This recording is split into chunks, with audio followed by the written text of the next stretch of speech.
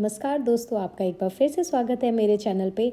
जहाँ की आज मैं बात करने जा रही हूँ 5 ऐसे फ्लावरिंग प्लांट्स की जिनको कि आप इंडोर्स रख सकते हैं और ये बहुत ही लो मेंटेनेंस प्लांट हैं और इसके साथ ही आपके घर की खूबसूरती को भी बढ़ाते हैं। आप इसको कॉफ़ी टेबल पे रख सकते हैं या किसी भी कॉर्नर पे रख सकते हैं या किचन काउंटर टॉप पे रख सकते हैं या बेडरूम्स में रख सकते हैं। इसमें से कुछ तो 24/7 ऑक्सीजन भी देते हैं। तो चलिए बात शुरू करते हैं इन पांचों पौधों के बारे में। तो इन खूबसूरत फ्लावरिंग प्लांट की लिस्ट में सबसे पहले आता है ब्रोमिलिएड, जो कि सदर्न एंड सेंट्रल अमेरिका का नेटिव है और ये जाना जाता है अपनी खूबसूरत फूल और पत्तियों की वजह से। इसमें लगभग आपको 3000 तक की वैरायटीज़ देखने को मिल जाती हैं। ये अलग अलग रंगों में आता है, जैसे कि red, purple, orange, yellow and green. ये अपनी वेरीगेटेड पत्तियों के साथ भी आता है। कभी कभी आप इसमें प्लेन पत्तियां देखेंगे और कभी कभी इसमें वेरीगेटेड पत्तियां भी आपको देखने मिलेगी और बहुत ही खूबसूरत प्लांट है, बहुत ही easy and low maintenance plant है। की केयर करनी है आपको, किसी भी ब्राइट लाइट एरिया में रखना है अपने घर के, किसी इसको रख सकते हैं। हालांकि डायरेक्ट सन से बचाना है। हालांकि इसमें कुछ वैरायटीज़ ऐसी आती हैं जो डायरेक्ट सन में भी रखी जा सकती हैं, बट ब्राइट लाइट एरिया में रखेंगे तो ज़्यादा अच्छा है। ड्रॉट टॉलरेंट पौधा है, पानी ज़्यादा नहीं देना है। हफ्ते में एक बार भी पानी देंगे तो चलेगा। पानी देने से पहले आपको हमेशा इसकी सॉइल चेक करनी है।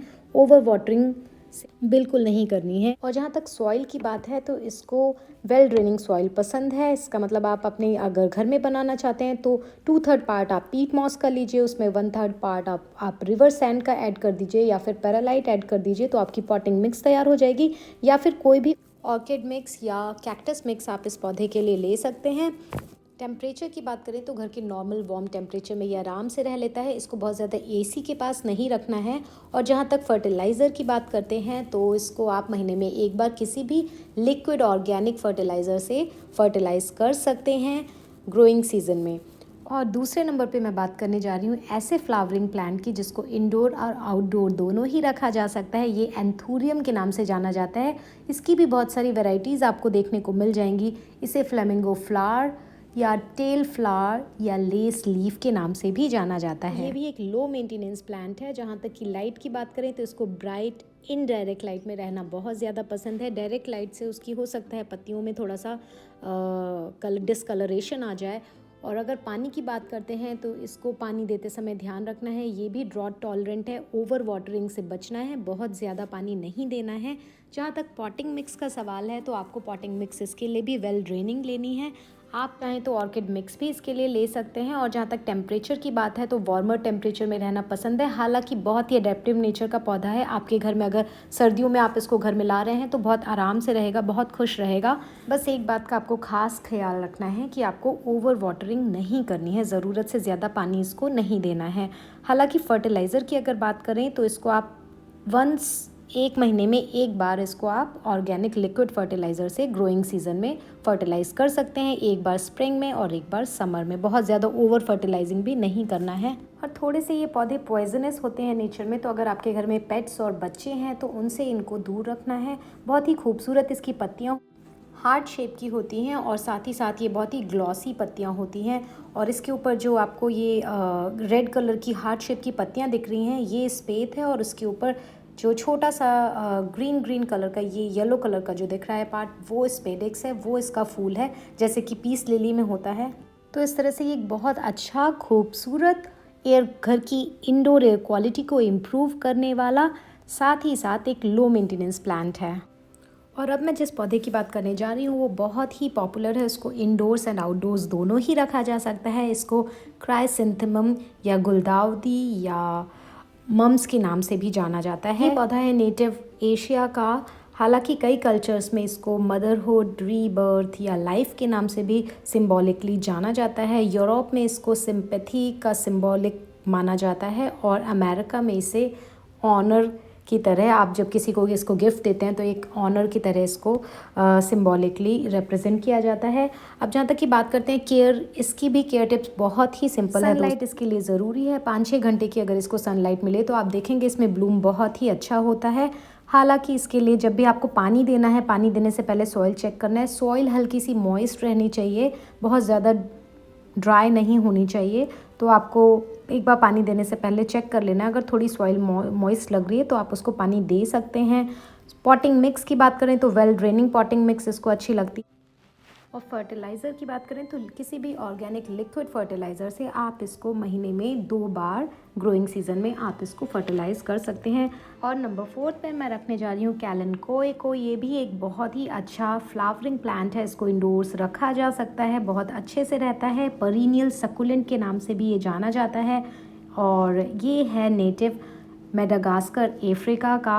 ह्यूमिडिटी एंड हॉट टेम्परेचर पसंद है, हालांकि घर में इंडोर्स किसी भी टेम्परेचर पे ये आराम से रह लेता है। वेल टॉलरेंट है, ड्रॉट टॉलरेंट है और बहुत ही अडेप्टिव नेचर का ये प्लांट है। इसको फुल सन में रहना पसंद है। इसके बहुत सारे कलर्स आपको देखने मिल जाएंगे, जैसे कि red, orange, pink and white, तरह तरह के कलर्स में ये आता है प्लांट। हालांकि इसकी पत्तियाँ जो हैं वो भी अपने आप में खूबसूरत हैं, वो बहुत ही ग्लास होती हैं। और सॉइल आपको वेल ड्रेनिंग रखनी है, ओवर वाटरिंग से बचना है। अंडर वाटरिंग कंडीशन ये पौधा झेल जाता है, लेकिन ओवर वाटरिंग से इसकी रूट रॉट हो सकती हैं, पौधे को नुकसान पहुंच सकता है।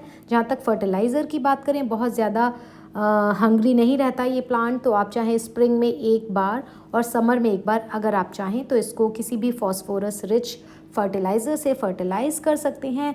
कैट्स एंड डॉग्स के लिए ये टॉक्सिक है, हालांकि ये नॉन टॉक्सिक है ह्यूमंस के लिए।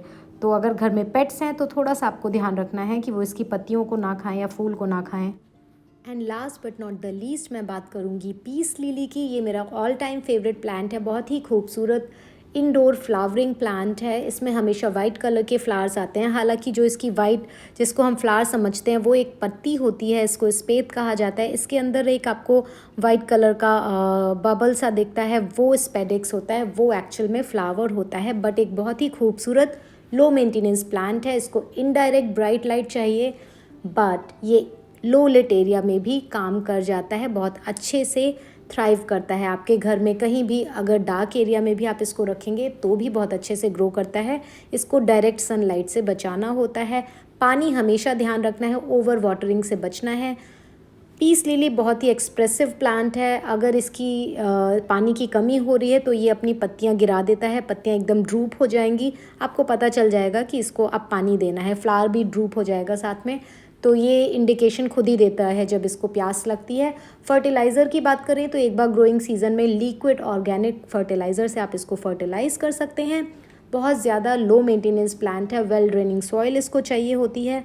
और बस बहुत ही सिंपल केयर टिप्स हैं पीस लिली के लिए। तो दोस्तों इस तरह से मैंने बात करी ब्रोमिलिएड, anthurium, mums, कैलेनकोए and peace lily. ये पांचों ही बहुत ही खूबसूरत इंडोर फ्लावरिंग प्लांट हैं। अगर आप चाहें तो इनको आउटडोर्स भी रख सकते हैं, बट इंडोर्स अगर आप इनको रखते हैं तो आपके घर की खूबसूरती को बहुत अधिक बढ़ा देते हैं। ये बहुत वैरायटीज़ में आते हैं, तरह तरह के कलर्स में भी आते हैं।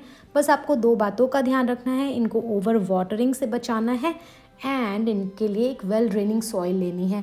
अभी इनमें से किसी भी पौधे को अपने घर में लाइए, और अगर आपको रियली ये वीडियो अच्छी लगी हो तो इसको एक लाइक दीजिए, ज़्यादा से ज़्यादा शेयर कीजिए और मेरे चैनल को सब्सक्राइब कीजिए। फिर से हम मिलेंगे, किसी और पौधे के बारे में बात करेंगे। तब तक के लिए stay safe and happy planting. नमस्कार।